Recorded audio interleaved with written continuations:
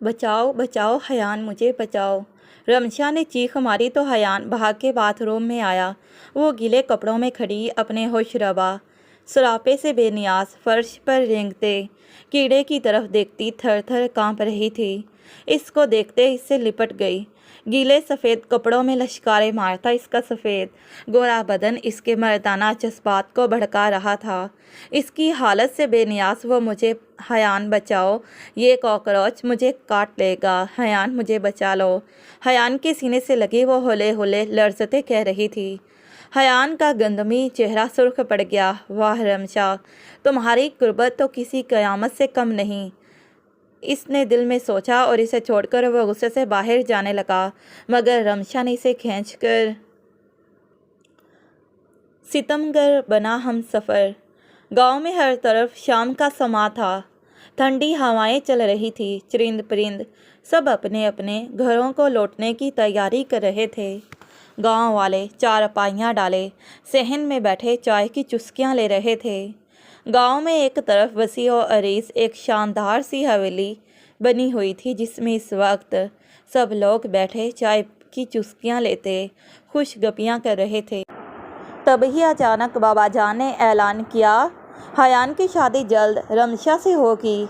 इनकी बात पर रमशा शर्माते हुए उठकर अपने कमरे में चली गई, जबकि हयान हैरान सा बैठा रहा। अम्मी जान, बाबा जान को बता दें, मैं रमशा से शादी नहीं करना चाहता हूँ। क्यों नहीं करना चाहते, क्या वजह है? अम्मी जान ने कुछ देर हैरान होने के बाद पूछा। क्या वो खूबसूरत नहीं है? क्या पढ़ी लिखी नहीं है? नहीं, ऐसी बात नहीं है। तो फिर क्या बात है? तुम अपने ही चचा की बेटी को क्यों ठुकरा रहे हो? अम्मी जान, मैं अपनी यूनिवर्सिटी की दोस्त को पसंद करता हूँ, हयान ने आंखें चुराते हुए कहा। हयान, तुम जानते हो ना, हमारे ख़ानदान में गैर ख़ानदान से लड़की नहीं लाई जाती। बरसों से हमारी रवायात हैं कि हम रिश्ते अपने ख़ानदान में ही किया करते हैं। गैरों की ना बेटियां लेते हैं और ना ही हम देते हैं। फहमीदा बेगम ने हैरत और गुस्से से हयान को समझाने की कोशिश की, लेकिन वो कुछ सुनने को तैयार ही न था। अम्मी जान, आपके ख़ानदान के जो भी रस्म व रवाज हों, मुझे इससे कोई लेना देना नहीं है। मैं रमशा से शादी नहीं करना चाहता। बस आप लोग चचा जान को इनकार कर दें और निमरा के लिए मेरा रिश्ता लेके जाएं। हयान ने अटल लहजे में कहा। हयान, होश में तो हो तुम? मुझे लगता है तुम्हारा दिमाग ख़राब हो गया है। तुमने कब देखा है ख़ानदान में ऐसे बाहर से लड़की लाई गई है? चुपचाप रमशा से शादी करो और इस निमरा नामी लड़की को अपने दिमाग से निकाल दो। तुम्हारे हक़ में यही बेहतर है। फहमीदा बेगम ने उंगली उठाकर हयान को तंबिया की और कमरे से निकल गई। पीछे हयान खुद से बोला, ये सब रमशा की वजह से हो रहा है। अगर वो बीच में ना होती तो मैं किसी न किसी तरह आपको मना लेता, फिर बाबा साईं को भी मना लेता और मेरे दादा परदादा क्या कब्र में से निकल के मेरी शादी रखवाने आते और मैं अपनी मोहब्बत को हासिल कर लेता। लेकिन मैं किसी हाल में नहीं मानूंगा। कुछ भी करके मुझे इस शादी को रोकना होगा। वो कमरे में टहलता हुआ कुछ सोचने लगा। शहबाज शाह गांव के सरदार थे। इनके 4 बच्चे थे। एक बेटी सना थी। सबसे बड़ा जावेद शाह, जिसका एक बेटा था अली। इसकी शादी अपने मामू की बेटी से हो गई थी। दूसरे नंबर पे जब्बार शाह, इसका एक बेटा हयान शाह और बेटी हृदा, जो साथ वाले गांव में ब्याह के गई थी। सबसे छोटा कासिम था, जिसकी एक ही बेटी थी रमशा। चारों बहन भाई बहुत प्यार मोहब्बत से रहते थे।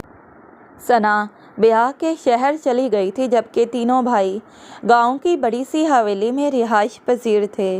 रमशा और हयान की बात बचपन से तय थी। बस शादी की बात होने से पहले हयान रमशा के साथ हंस बोल लेता था, लेकिन जब से इसे पता चला था इसकी शादी निमरा से नहीं बल्कि रमशा के साथ हो रही थी, वो बात बात पे रमशा से चिढ़ने लगा।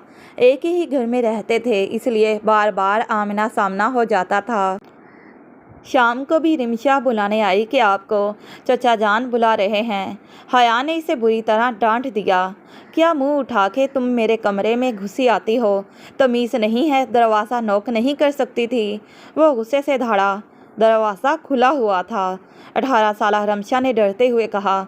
बकवास बंद करो अपनी और दफ़ा हो जाओ यहाँ से। वो चचा जान, रमशा ने हकला के कहा। मैं खुद आ जाऊँगा, अपनी शक्ल गुम करो। वो ज़ोर से चिल्लाया तो रमशा रोती हुई वहाँ से चली गई। जाहिल कहीं की, मैं इसकी शक्ल नहीं देखना चाहता और ये बार बार मेरे सामने आ जाती है। अभी तक शादी रोकने का कोई तरीका इसे नहीं मिला था। मुझे दोबारा अम्मा साईं को मनाने की कोशिश करनी चाहिए। हो सकता है वो मेरी और निमरा की शादी के लिए मान जाएं। हयान ने दिल में सोचा और बाबा जान से मिलने चल दिया। क्या सोचा आपने? हयान ने माँ को अकेला घर में देख के पूछा। किस बारे में? उन्होंने अनजान बनते हुए सवाल किया। मैंने आपसे कहा था ना, मैं रमशा से शादी नहीं करना चाहता। आपने बाबा जान को बताया कि ये रिश्ता ख़त्म कर दें। हयान, ये रिश्ता ख़त्म नहीं हो सकता। तुम्हारी और रमशा की बात बचपन से तय है, बस तुम लोगों को अब बताया जा रहा है। और वैसे भी हम लोग ख़ानदान से बाहर शादी नहीं करते। रमशा ना होती तो ख़ानदान की कोई और बची होती, लेकिन जो तुम चाहते हो वो कभी नहीं हो सकता। अम्मी जान, आप लोग फजूल की ज़िद कर रहे हैं। जब ज़िंदगी मेरी है, शादी मेरी है, तो मैं अपनी मर्ज़ी से क्यों नहीं अपनी शादी कर सकता? इसने झंझलाकर पूछा। हयान, फालतू बातें करके मेरा दिमाग मत खाओ। जाओ तैयारी करो, अगले महीने तुम्हारी रमशा के साथ शादी है। अपने दोस्तों को बुला लेना, चाहो तो अपनी इस निमरा को भी बुला लेना, ताकि वो तुम्हारी शादी अपनी आंखों से देखे और इसके सर से तुम्हारे साथ शादी का भूत उतर जाए। फहमीदा बेगम ने तल्खी से कहा। आप लोगों ने किससे पूछ के तारीख तय की है मेरी शादी की? हयान तो अगले माह शादी का सुन के ही गुस्से से पागल हो गया। मना कर दे, मैं अभी शादी नहीं कर रहा। सारे गांव में बात फैल गई है, शादी अगले माह ही होगी। अब कुछ नहीं हो सकता। तुम जितनी जल्दी अपने दिमाग से इस लड़की को झटक दो उतना ही अच्छा है। फहमीदा बेगम ने इंतहाई सख्ती से कहा और कमरे से बाहर निकल गई। पीछे हयान अपने बाल मुट्ठियों में जकड़े वो रमशा से पीछा छुड़वाने के बहाने ढूंढने लगा। बलाखिर इसे एक तरीका सूझ ही गया। शाम को इसे रमशा लॉन में वॉक करती हुई नजर आई। मेरी बात सुनो, इसने पीछे से आवाज़ दी तो अपनी धुन में चलती रमशा एकदम घबराई और पलट के देखा तो हयान इसके सामने खड़ा था। क्या हुआ? इसने परेशानी से पूछा। वो अभी अपनी कल वाली डांट ही नहीं भूली थी, इसलिए बहुत संजीदगी से पूछ रही थी। दिल में वो हयान से खफा थी। हम दोनों की शादी होने वाली है और ये मुझे इतनी बुरी तरह डांट रहे हैं। रमशा, मैं कह रहा हूँ इस शादी से इनकार कर दो। आप मुझसे शादी क्यों नहीं करना चाहते हैं? इसका दिल पल में टूटा और रमशा आंसुओं भरी आंखों से पूछने लगी। हया ने इसकी आंखों में तैरता हुआ पानी देखा। इसका सुर्ख सफ़ेद गुलाबी चेहरा, हल्के से सुर्ख होंठ, दबला पतला सा जिस्म, बेशक वो एक खूबसूरत लड़की थी। अगर हयान को निमरा पसंद ना होती तो इसे रमशा के साथ शादी पर कोई एतराज़ नहीं होता, लेकिन अब इसके दिल में निमरा थी। मैं किसी और को पसंद करता हूँ, इसलिए तुम जाके सबको कह दो तुम ये शादी नहीं करना चाहती। हयान की बात पे रमशा के आंसू बहने लगे। वो रोते हुए बोली, हमारे ख़ानदान में बाहर शादी नहीं करते। जानता हूँ बाहर शादी नहीं करते, लेकिन मैं करना चाहता हूँ, इसलिए तुमसे जितना कहा है उतना ही करो। ज़्यादा मेरी दादी बनने की कोशिश मत करो। जाओ और जाके सबको इनकार करो कि तुम मुझसे शादी नहीं करना चाहती। हया ने सख्ती से कहा तो रमशा रोते हुए अंदर की तरफ जा रही थी।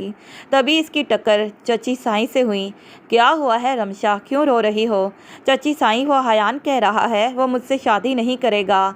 मैं जाके सबको इनकार कर दूं। रमशा ने रट्टू तोते की तरह सच उगल दिया। फहमीदा बेगम तो एक पल को दंग ही रह गई। इन्हें हयान से इस जुर्रत की उम्मीद ना थी। कुछ पल बाद फिर खुद को संभालते हुए घर में इधर उधर देखा, कोई सुन तो नहीं रहा। इसके बाद रमशा का हाथ पकड़ के अपने कमरे में ले आई और दरवाज़ा बंद करके इसे बेड पर बैठाया। दिल में शुक्र किया कि वो रमशा से टकरा गई। तभी तो रमशा ने इन्हें बता दिया।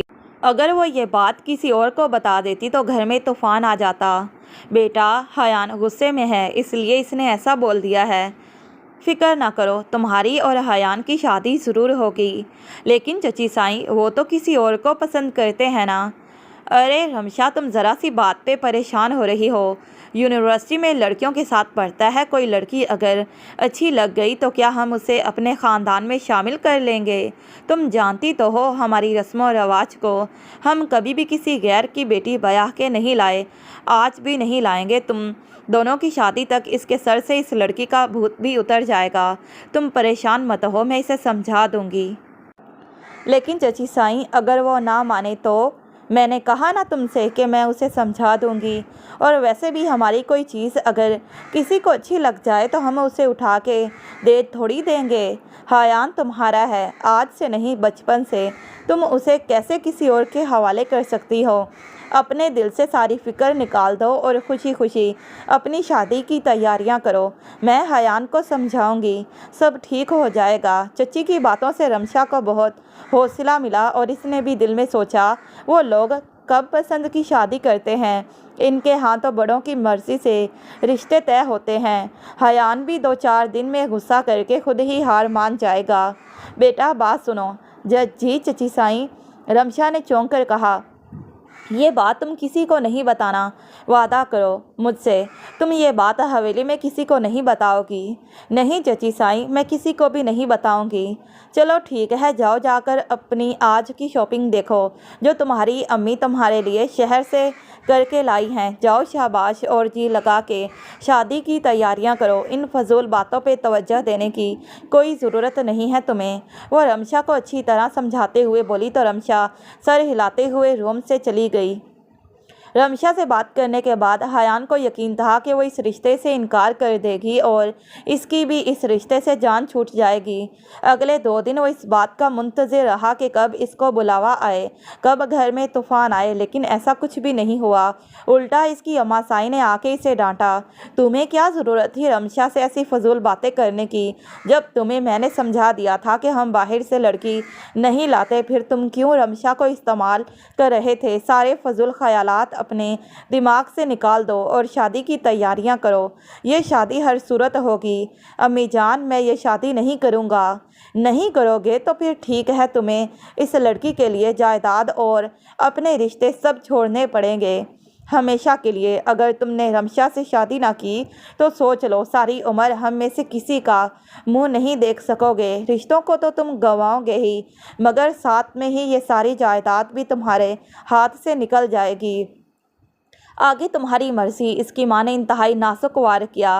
वो जानती थी इसका बेटा कितना ऐश प्रस्त है। आसाइशों के बिना तो वो एक दिन भी नहीं रह सकता था। इसके साथ ही इसे अपने रिश्तों से भी बहुत मोहब्बत भी थी। ये दोनों चीज़ें इसकी कमज़ोरी थी। माँ की बात पे हायान वहीं रुक गया। इसने दौलत जायदाद से दस्तरबरदार होकर ये सब छोड़ दिया तो मैं रुपए के लिए दूसरों का मोहताज हो जाऊंगा। दुनिया की ठोकरें खानी पड़ेंगी मुझे, पाई पाई को तरसूंगा। ये सब छोड़ना मेरे लिए आसान नहीं है। ये तो शहजादों जैसी ज़िंदगी छोड़कर भिखारी बनने वाली बात थी। मुझे कुछ ऐसा करना होगा जिससे मुझे रमशा से शादी भी ना करनी पड़े और मेरे हाथ में ये दौलत जायदाद भी रह जाए। इस ख्याल के आते ही वो कोई तरीका सोचने लगा और फिर बिलाखिर 1 हफ्ते की सोच विचार के बाद इसने ये नतीजा निकाला कि इसे ये शादी हर कीमत पे करनी पड़ेगी। वो रमशा से शादी ज़रूर करेगा और इसके बाद इसे इतना तंग करेगा कि रमशा खुद ही इससे तलाक ले लेगी। इसके बाद वो आराम से निमरा से शादी कर सकता है। इस तरह घर वाले भी खुश, वो भी खुश और जायदाद भी इसके हाथ में रहेगी। इस मंसूबे से वो बहुत खुश हुआ और पहली फुर्सत में इसने निमरा को बताया। निमरा इसके जायदाद से आग होने का सुनकर परेशान हो रही थी। इसने भी इस प्लान से इत्तेफाक किया। हाँ यार, ये ठीक है। तुम शादी के बाद इस लड़की को इतना तंग करना कि वो खुद ही तुम्हारी जान छोड़ दे। इसके बाद हम दोनों शादी कर लेंगे। हायान, मैं तुमसे बहुत मोहब्बत करती हूँ। मैं तुम्हारे सिवा किसी और का तस्वुर भी नहीं कर सकती। और अब देखो, मुझे मजबूरन तुम्हारी ज़िंदगी में तुम्हारी उस पेंडू कज़न को बर्दाश्त करना पड़ रहा है। निमरा ने दुखी होकर कहा, मेरी जान, बस कुछ दिनों की ही तो बात है, फिर हमारी जान रमशा से छूट जाएगी और हम दोनों एक हो जाएंगे। हायान ने इसे तसल्ली देते हुए कहा तो निमरा भी खुश हो गई और दोनों प्यार भरी बातें करने लगे। हवेली में शादी की तैयारियां अरूज पर थीं। हायान भी बेदिली से हर चीज़ में हिस्सा ले रहा था। अम्मी जान, इसे देखकर मुतमईन हो गई थी। वो समझ गई इनका फेंका हुआ पत्ता काम कर गया है और हयान शादी के लिए तैयार है। बाकी इन्हें रमशा पर भरोसा था, वो जल्द ही हयान का दिल अपनी तरफ माइल करने में कामयाब हो जाएगी और उसके जहन से निमरा नामी इस शहरी लड़की का खुमार उतार देगी। शादी का दिन आ पहुंचा। मैरून रंग के भारी लहंगे कुर्ती में वो भारी जेवरात के साथ ब्यूटिशियन के माहिर हाथों से तैयार हुई। बहुत खूबसूरत लग रही थी। कुछ देर तो हयान भी इसे देखता रह गया। काफ़ी देर इन दोनों को साथ बिठा के रस्में की गई। इसके चची साईं शर्माई घबराई सी रिमशा को अपने साथ लिए हयान के कमरे की तरफ आईं और इसे इसके वसीओ अरीज कमरे में ला के बिठा दिया। पूरा कमरा फैंसी लाइट और फूलों से डेकोरेट किया गया था। चारों तरफ खुशबू फैली हुई थी, लेकिन ये खुशबू रमशा के हवासों पर सवार नहीं थी। इसे तो हयान का कुछ दिन पहले शादी से इनकार याद आ रहा था।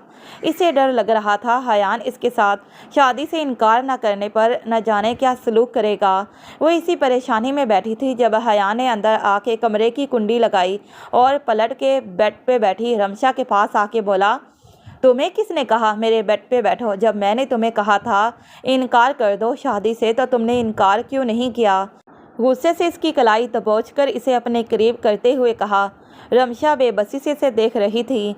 एक झटके से इसने रमशा की कलाई छोड़ दी। रमशा इसके पैरों में गिरी। एक पल को तो हयान भी सहरज़दा होकर इसे देखने लगा था। फिर निमरा का ख्याल आया, जिसने फ़ोन पे बार बार ताकीद की थी, देखो हयान, इस लड़की के करीब मत जाना। तुम मेरी अमानत हो, तुम मेरी मोहब्बत हो, तुम मेरे सिवा किसी और के करीब नहीं जा सकते। ऐसा ना हो कि तुम अपनी बीवी समझ के इस लड़की पे हक जताने लगो। अगर ऐसा हुआ तो मैं तुम्हें कभी मुआफ़ नहीं करूंगी। ये बातें याद आते ही हयान ने रमशा की कलाई छोड़ी थी। वो नीचे फर्श पर गिरी रो रही थी जब हयान बोला, उठो यहाँ से और कमरे के किसी कोने में जाके सो जाओ। मुझे अभी अपनी शक्ल मत दिखाना। ना मुझे तुम पसंद हो, ना मेरे नज़दीक इस शादी की कोई अहमियत है। ज़मीन पे पड़ी हुई रमशा ने हयान के इन अल्फाज को अपने दिल में खंजर की तरह महसूस किया। इसमें हिम्मत नहीं थी कि वो अब ये सब सुनने के बाद अपने पैरों पे खड़ी हो सकती। वो वहीं ज़मीन पे गिरी हुई शिद्दत से रोने लगी। उठो ना, जाओ यहाँ से, हयान ने दोबारा गुस्से से कहा और लटकती हुई फूलों की लड़ियाँ हाथ से खींच के तोड़ दी। फिर बाथरूम में घुस गया चेंज करने। रमशा बड़ी मुश्किल से उठ के सोफे पे आके बैठी और चेहरा हाथों में छुपाए बुरी तरह रोने लगी। सबने इसकी कितनी तारीफ़ की थी, बहुत खूबसूरत लग रही हो, हयान देखेगा तो दीवाना हो जाएगा।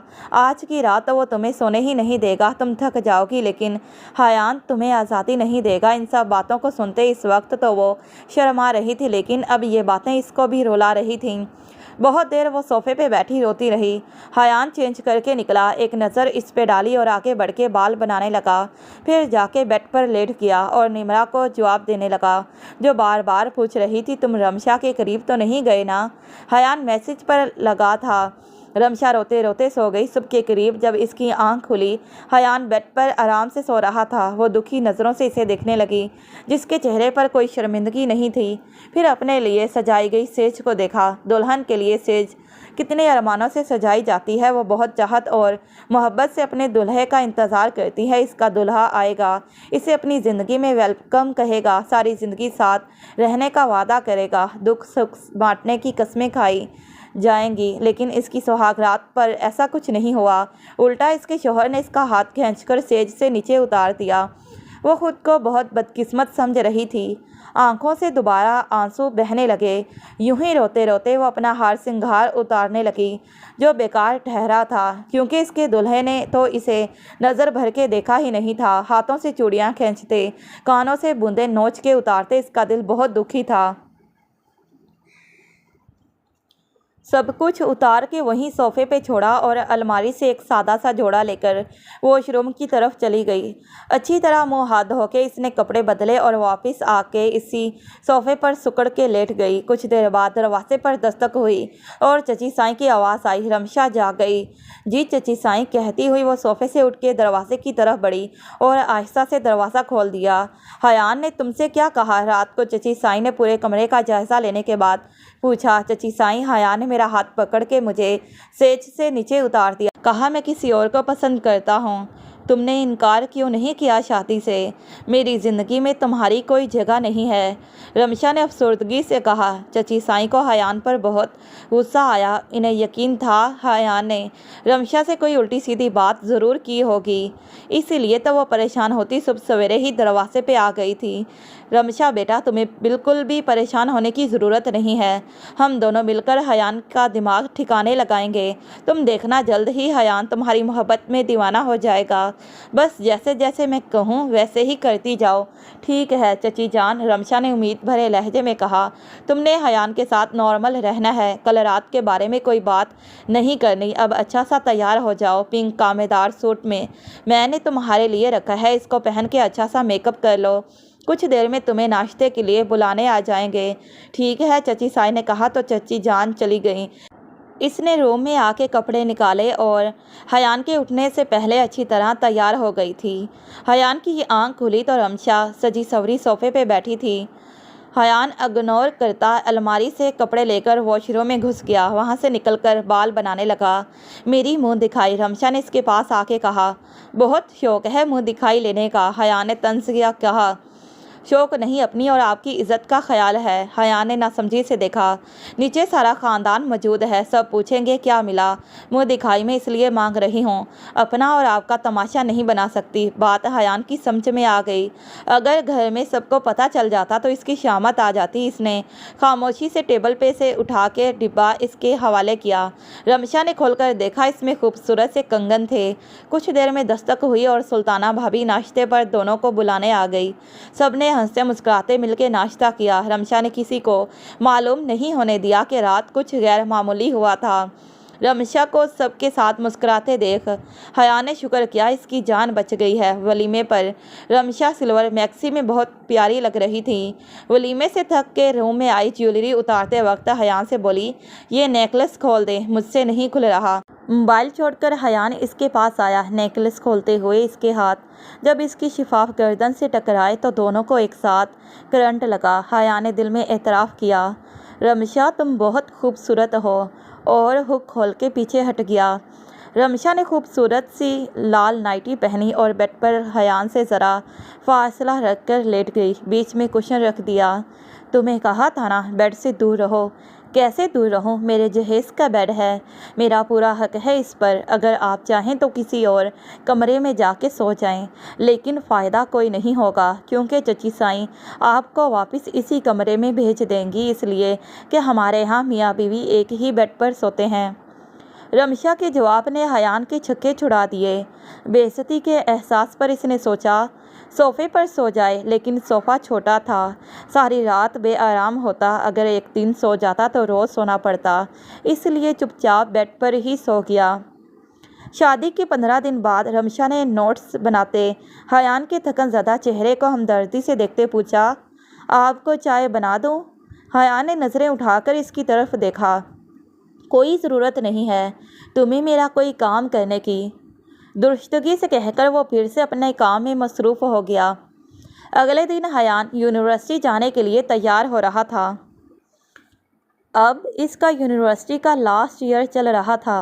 रमशा ने आगे बढ़ के इसके कॉलर को दुरुस्त करते इसकी टाई की नोट सेट की, जो इसने जल्दी में ठीक से नहीं बांधी थी। तुम जानबूझ के बहाने से मेरे करीब आने की कोशिश करती हो। रमशा कॉलर ठीक करके जा रही थी जब हयान ने इसकी कलाई दबोच कर कहा, क्योंकि रात को नींद में इसने हयान के गले में अपनी नाजुक बाहों का हार बनाकर सोने की एक्टिंग की थी शायद, और जब हयान ने इसका हाथ झटका तो वो जाग गई। हयान ने कहा, अपनी हद में रहो, मुझे छूने की ज़रूरत नहीं, तो वो करवट बदल के सो गई। हयान ने इसी बात का ताना दिया था, मुझे आपके करीब आने के लिए किसी बहाने की ज़रूरत नहीं है। मेरा जब दिल चाहेगा मैं आपके करीब आ सकती हूँ और मुझे कोई रोक नहीं सकता। रमशा ने खुद को बहादुर दिखाते हुए हयान को जवाब दिया तो वो इसकी ज़बान दरासी पर तिलमिला कर रह गया। बचाओ बचाओ हयान बचाओ, रमशा ने चीख मारी। हयान बहा के बाथरूम पहुँचा तो वो गिले कपड़ों में खड़ी अपने होशरबा सरापे से बेनियाज फर्श पर रेंगते कीड़े की तरफ देखती थर थर काँप रही थी। गीले सफ़ेद कपड़ों में लश्कारें मारता इसका सफ़ेद गोरा बदन इसके मर्दाना जज्बात को भड़का रहा था। इसकी हालत से बेनियाज वो हयान को देखकर इससे लिपट गई और बोली, हयान मुझे बचाओ, ये कॉकरोच मुझे काट लेगा। हयान मुझे बचा लो। हयान के सीने से लगी वो हौले हौले लर्जते हुए बोल रही थी। रमशा की इस हरकत पे हयान का दिल ज़ोर ज़ोर से धड़कने लगा। इसमें इतनी हिम्मत नहीं थी कि वो रमशा को खुद से दूर करता या फिर इसे तसल्ली देता। वो तो रमशा की कुर्बत सह नहीं पा रहा था।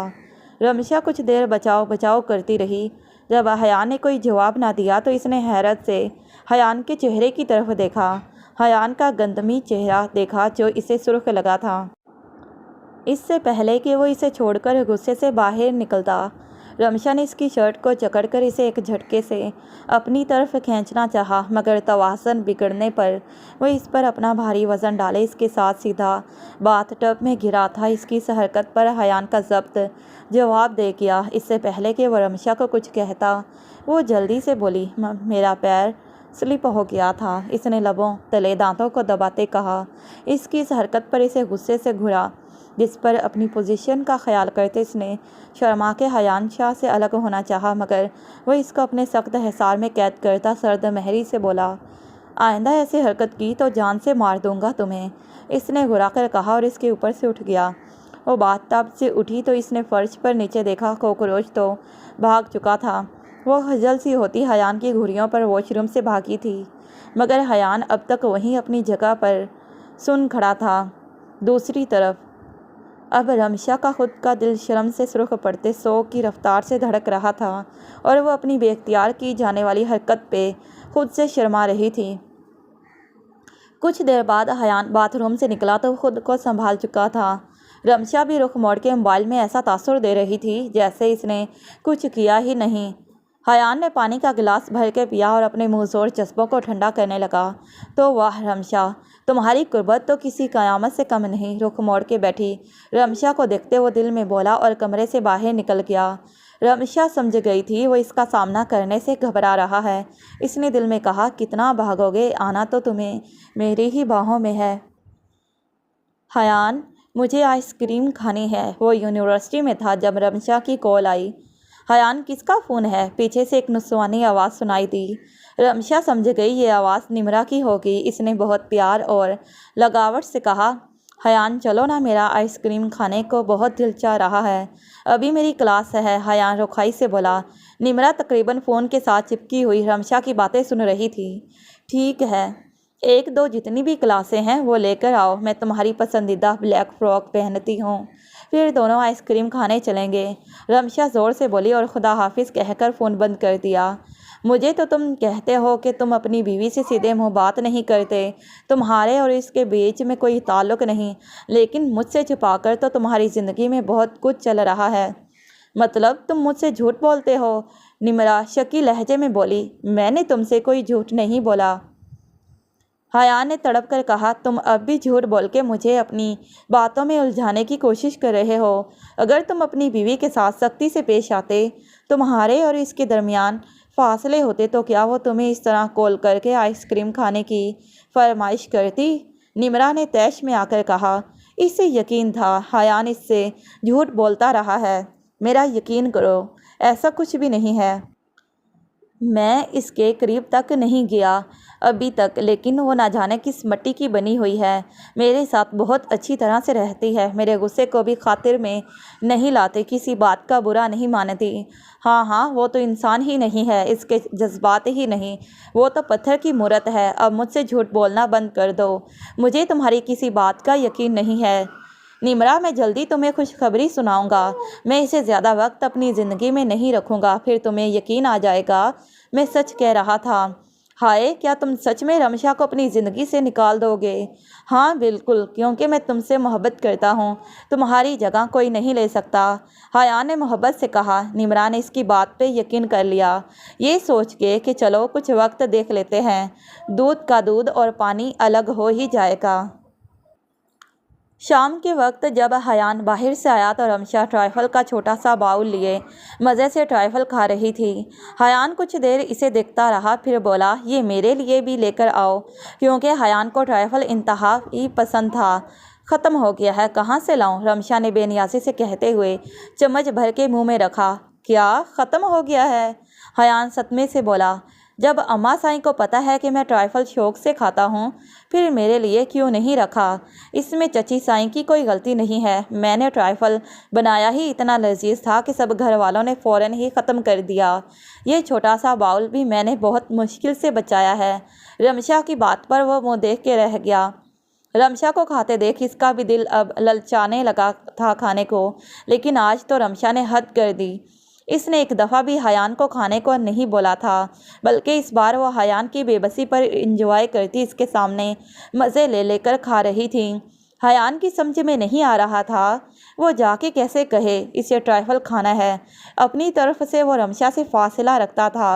कुछ देर बेबसी से देखने के बाद वो बेड पर लेट गया और मोबाइल निकाल के खुद को बहलाने लगा। आहिस्ता से खाते हुए रमशा ने कुछ देर इसका इंतज़ार किया, फिर उठकर कमरे से बाहर चली गई। 15 मिनट बाद जब वो वापस आई तो ट्राइफल का बाउल खाली था। हयान, मेरा ट्राइफल कहाँ गया?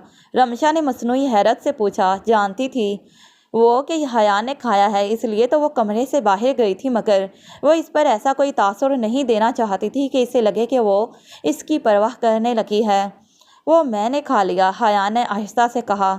मेरा पसंदीदा ट्राइफल था, मैंने बहुत मेहनत से बनाया था, तो क्या हुआ, और बना लेना। वो यूं ही पड़ा था, अब मैं कुफराने नेमत तो नहीं कर सकता था, इसलिए खा लिया। हयान ने गोलमोल सा जवाब दिया। आपने मेरा ट्राइफल खा लिया है, इसकी आपको सज़ा मिलेगी। अच्छा, कैसी सज़ा? हयान ने मोबाइल साइड पे रखते हुए हैरत से पूछा। आप मुझे डिनर के लिए बाहर लेकर जाएंगे? मैं नहीं लेकर जा रहा। इसकी फरमाइश पर हयान ने बेहद रुखाई से कहते इसे टिक्का सा जवाब दिया। ठीक है ना, लेके जाएं। मैं सारे घर वालों को बता दूंगी आपने मेरा ट्राइफल चोरी करके खाया है। रमशा ने धमकी दी तो वो बेनियाजी से बोला, चोरी करके नहीं खाया। अच्छा, तो क्या मुझसे पूछ के खाया था? रमशा ने कमर पे हाथ रख के लड़का औरतों की तरह कहा। इस बार हयान से कोई जवाब ना बन पड़ा तो वो खामोश हो गया। बस ठीक है, मैं रात को तैयार हो जाऊंगी, हम डिनर के लिए चलेंगे। रमशा ने धौंस भरे लहजे में मुस्कुरा के कहा। रमशा हर वक्त सजी संवरी रहती थी। वो हयान के कहे बगैर इसकी हर ज़रूरत का ख्याल रखती थी। इसके कपड़े हमेशा इसे इस्त्री मिलते थे, जूते पॉलिश होते, कमरा हर वक्त साफ़ सुथरा होता था। हालांकि शादी से पहले हयान पूरा कमरा बिखराए रखता था और अब वो खूब सज संवर कर जानबूझकर इसको जलाने के लिए इसके साथ बेड शेयर करते, धौंस जमाते, इसके साथ सोकर इसके पास आने की कोशिश करती। इसका फ़ायदा रमशा को ये हुआ कि हयान धीरे धीरे इसकी तरफ माइल हो रहा था, क्योंकि रमशा हर वक्त इसके इर्द गिर्द मौजूद रहती। इसकी चूड़ियों की खनक, पायल की झनकार, इसके खूबसूरत से बाल हयान के गिर्द अपनी कशिश का जाल बुन रहे थे और इसे लग रहा था इसका दिल इसे धोखा दे रहा है। वो निमरा से मुसलसल राब्ते में था। निमरा भी रमशा का बार बार पूछती रहती थी। इससे डर था कि कहीं हयान बीवी की तरफ माइल ना हो जाए। कब तक आओगे? फहमीदा बेगम ने फ़ोन पर पूछा। क्यों? हाँ, वो रमशा ने तुम्हारे लिए कीमा करेले बनाए हैं, जल्दी घर आ जाओ, गरम गरम खाते हैं तीनों मिलके। अम्मी, मैं अभी मसरूफ़ हूँ। हयान ने सामने खड़ी निमरा को खुद को गुस्से से देखते पाया तो बहाना बना दिया। ठीक है, अपनी क्लास जल्दी ख़त्म करो और घर आ जाओ, बहुत मज़े के बने हैं, इसकी माँ ने तेज़ आवाज़ में कहा और फ़ोन बंद कर दिया। हाँ भाई, लोगों की बीवियाँ तो इनके लिए कीमा करेले बना रही हैं। ये कीमा यूं ही तो नहीं बन गया, तुम इससे मोहब्बत की बातें करते हो, जब ही तो वो इतनी गर्मी में तुम्हारे लिए पका रही है। स्पीकर पर फहमीदा बेगम की बातों को सुनती इसने गुस्से से तनक कर कहा। निमरा, मेरा यकीन करो, मैं तो इससे ठीक से बात भी नहीं करता, मेरे सामने बहाने बनाते हो। ये जो तुम्हें यूनिवर्सिटी में फ़ोन आते हैं, तुम्हारी बीवी जो तुम्हारा इतना ख्याल रखती है, वो यूं ही तो नहीं हो सकता। ऐसा तो नहीं तुम्हारे मामलात तुम्हारी बीवी के साथ अच्छे चल रहे हैं और तुमने मुझे सिर्फ अपनी गर्लफ्रेंड के तौर पर रख लिया है? निमरा ने जलते हुए कहा। कैसी फजूल बातें सोचती हो तुम, ऐसा कुछ भी नहीं है, मैं सिर्फ तुमसे मोहब्बत करता हूँ। रमशा से मेरी शादी ज़रूर हुई है, लेकिन वो मेरे दिल में कहीं नहीं है, मेरे दिल में सिर्फ तुम हो। बस बस बातें ना बनाओ, जानती हूँ मैं तुम जैसे मर्दों को एक वक्त में ना जाने कितनों को अपने दिल की दुनिया में रखा होता है। निम्रा ने बदगुमानी से कहा, तुम ऐसे ही फजूल बातें करती रहोगी तो बेहतर है कि हम बात ही ना करें। हाँ, अब तुम मुझसे क्यों बात करोगे? अब तो तुम अपनी नई नवेली दुल्हन से बात करोगे, वो जो आ गई है तुम्हारे पास। मुझसे तो जान छुड़वाने को तुम बहाने अब ढूंढोगे ही। मेरा ख्याल है तुम्हारा दिमाग बहुत ख़राब हो चुका है। बेहतर ये होगा कि हम बात ही ना करें। हाँ जाओ, मैं कौन सा मरी जा रही हूँ तुमसे बात करने को, निम्रा ने गुस्से से कहा और पैर पटकती चली गई। हयान बोला, दफ़ा दूर हो, मैं नहीं इसे मनाने वाला, खुद ही आ जाएगी। वो गुस्से से कहता घर आ गया। घर आके वो बार बार फ़ोन देखता रहा, लेकिन निम्रा ने इसे कोई कॉल मैसेज नहीं किया था। रमशा नोट कर रही थी कुछ गड़बड़ है, लेकिन समझ नहीं आया क्या बात है। रात में सोने के लिए बिस्तर पर लेट के फ़ोन चला रही थी। हयान भी करवट लिए साथ में मोबाइल देख रहा था। तंग आके वह बड़बड़ाया, दफ़ा हो, नहीं मैसेज करती ना करे, मैं कौन सा मरा जा रहा हूँ। रमशा ने इसकी बड़बड़ाहट सुनी तो समझ गई कि लगता है इसका निम्रा से झगड़ा हो गया है। इनके झगड़े का सोचकर इसके कलेजे में ठंडक पड़ गई। वो बहुत खुश हुई। लगता है अब तुम्हारा मेरी इस ना बनने वाली सौतन से जान छुड़वाने का वक्त आ गया है। वो मुस्कुराती हुई उठी और इसने अपने बालों की पोनी खोलकर अपने बाल सुलझाए और पहले से होंठों पर लगी हुई लिपस्टिक को, जो अब हल्की हो चुकी थी, इसको मज़ीद गहरा किया और ख़ुद पर सारा परफ्यूम यूं छिड़का जैसे अभी सारी बोतल को ख़त्म कर देना चाहती हो। हयान लेटा इसकी इन तमाम कार्रवाइयों को बागौर देख रहा था। इसे निम्रा पर बहुत गुस्सा आ रहा था। एक तो इसकी वजह से इसने अपनी बीवी को खुद से दूर रखा हुआ था। हालांकि वो रोज़ नित नई नाइटियाँ पहन के इसके पास सोकर इसके दिल को जलाने की जानबूझकर कोशिश करती थी और इसका खुद पर कंट्रोल मुश्किल हो जाता।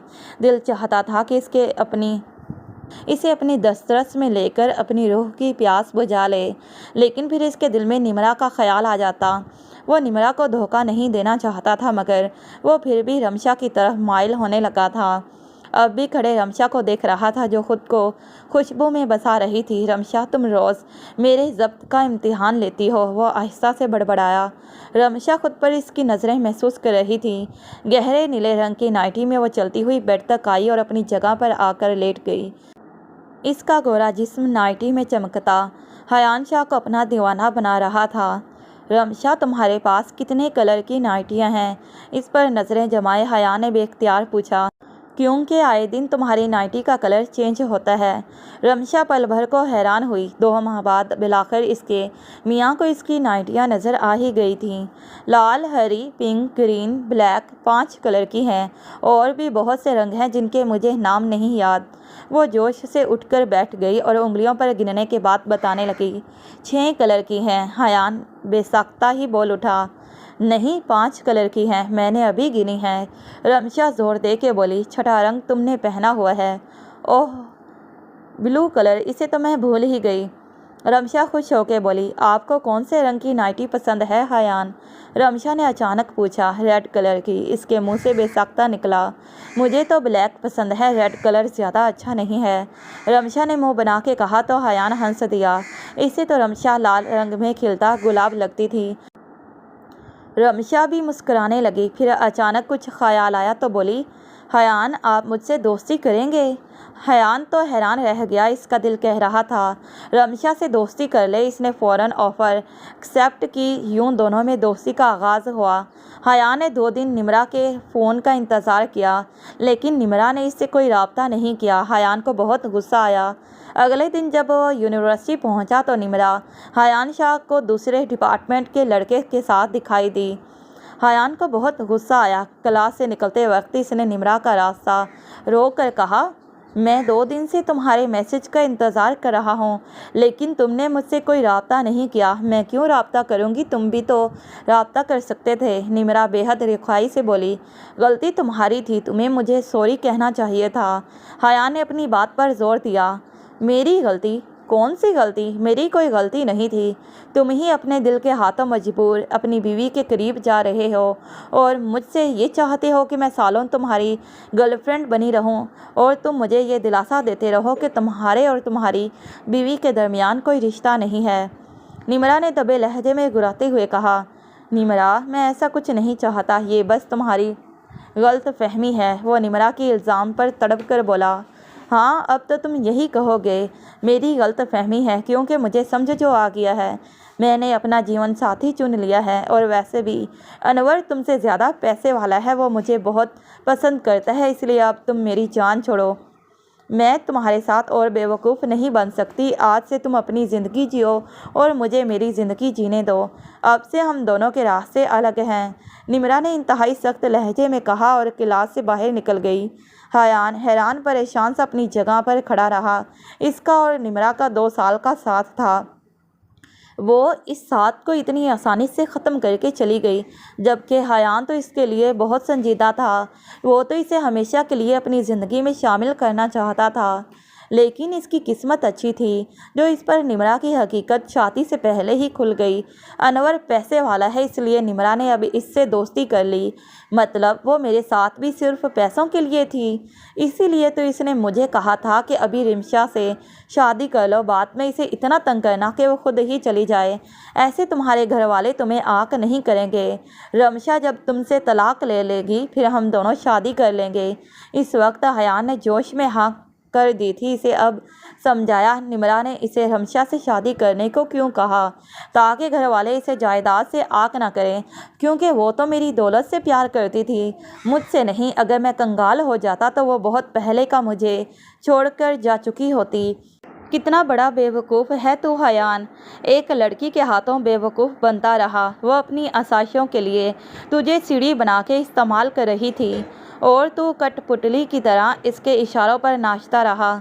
अगर इस वक्त अम्मा साईं हाँ कर देती तो आज ये खुदगर्ज और मतलब परस्त लड़की मेरी बीवी होती। अच्छा ही हुआ जो अम्मा साईं इस शादी के लिए तैयार नहीं हुई, ऐसे मेरी ज़िंदगी बर्बाद हो जाती।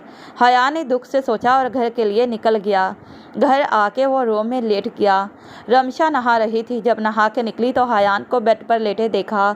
क्या हुआ हयान, आपकी तबीयत तो ठीक है? वो परेशानी से बोलती बेड पर इसके पास आकर बैठ गई। हयान ने आंखें खोलकर इसे देखा। गीले बालों से पानी टपक रहा था और वो परेशान सा चेहरा लिए हयान को देख रही थी। मैं ठीक हूँ, हयान ने आहिस्ता से कहा। मुझे आपकी तबीयत ठीक नहीं लग रही, वरना आप इस तरह ना लेटे होते। कहीं आपको बुखार तो नहीं? रमशा ने फिक्रमंदी से कहते हुए हयान के माथे पर हाथ रख दिया। हयान को इसके लम्स से बहुत सुकून महसूस हुआ। इसे रमशा की फ़िक्र और परेशानी बहुत अच्छी लग रही थी। तुम बिला वजह परेशान हो रही हो। रमशा, मैं ठीक हूँ, बस सर में थोड़ा सा दर्द है, सो जाऊंगा तो आराम आ जाएगा, हयान ने आहिस्ता से कहा। इसे बहुत शर्मिंदगी हो रही थी। इसने निम्रा जैसी मतलब परस्त लड़की के लिए अपनी बीवी का दिल दुखाया। आपके सर में दर्द है, आपने मुझे बताया भी नहीं। मैं सर दबा देती हूँ, अभी आराम आ जाएगा। ये कहते हुए रमशा इसके पास से उठकर सरहाने आ बैठी और आहिस्ता आहिस्ता इसका सर दबाने लगी। सर दबाने की वजह से इसके गिले बाल हयान के सर से टकरा रहे थे, जिनमें से पानी की नन्ही बूंदें निकलकर इसके बालों में जज़ब हो रही थीं। कुछ देर तो वो खामोशी से लबों को भेजे इसकी इस कदर नज़दीकी को बर्दाश्त करता रहा, मगर जब ज़ब्त का पैमाना लबरेज हुआ तो इसने अचानक से रमशा का बाजू खींचकर इसे अपने पहलों में गिराते इस पर अपना भारी वज़न लाद दिया। इसके गीले बालों में अपनी मर्दाना उंगलियों को फंसाया और इसके चेहरे को अपने चेहरे के करीब तर करते इसने इसके नर्म और मुलायम होंठों पर अपने दहकते होंठ रख दिए थे। तादेर इसकी सांसों के साथ खेलने के बाद इसने जब रमशा के लबों को रहाई बख्शी तो वो इसकी शिद्दत पर सुरख कंधारी हो चुके थे, जबकि वो तेज़ तेज़ सांस लेती अपनी बिखरी सांसों को संभालने की कोशिशों में थी। इसने अपने लम्स से भीगे इसके लबों को बेबाकी से अंगूठे से रब किया और एक बार फिर से इसके लबों पर दीवानावर झुक चुका था। अब की बार हयान शाह का लम्स शिद्दत लिए हुए था, जिस पर रमशा होंक बनी आंखों को हैरानगी से खोले इसको देख रही थी। इसके लबों को रहाई बख्श कर हयान ने बारी बारी इसकी दोनों आंखों पर लब रखे तो रमशा होश में आई। ये क्या कर रहे हैं आप? इसने सुर्ख चेहरे से पूछा। इसकी ज़रा सी कुर्बत पर इसके गाल दहक रहे थे। अपनी बेगम को प्यार कर रहा हूँ, हयान ने खुमार आलूद लहजे में कहा। याद आ गई आपको मेरी, रमशा ने शिकवा किया। तुम मुझे खुद को भूलने ही कब देती हो, हर रोज़ नित नए रंगों की नाइटियाँ पहनकर मेरा दिल जलाती हो, मुझे तड़पाती हो। वह ठंडी आह भर के बोला। और जो आपने निमरा से इश्क लड़ा के मुझे तड़पाया, उसका क्या? अब की बार वो आंखों में आंसू भर के बोली। गलती हो गई मेरी जान, जो मैंने उस चुड़ैल की वक्ती बातों को मोहब्बत समझ लिया।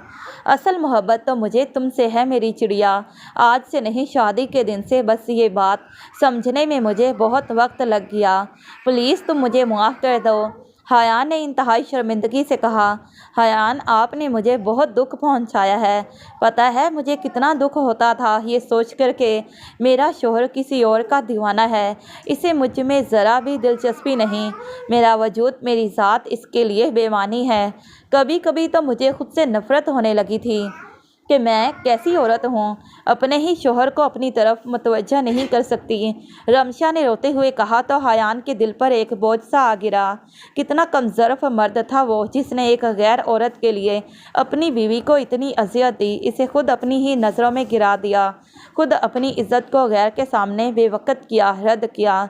हयान, तुम कैसे मर्द हो? मर्द तो वो होता है जो अपनी बीवी के आंसू पहुँचता है, मगर तुमने तो अपनी बीवी को दूसरों के लिए आंसू दिए। मेरी जान, बहुत बड़ा गुनाह हो गया मुझसे, मुझे माफ़ कर दो। अपनी गलतियों को शिद्दत से तस्लीम करते वो बारी बारी रमशा के दोनों गाल चूमकर बोला।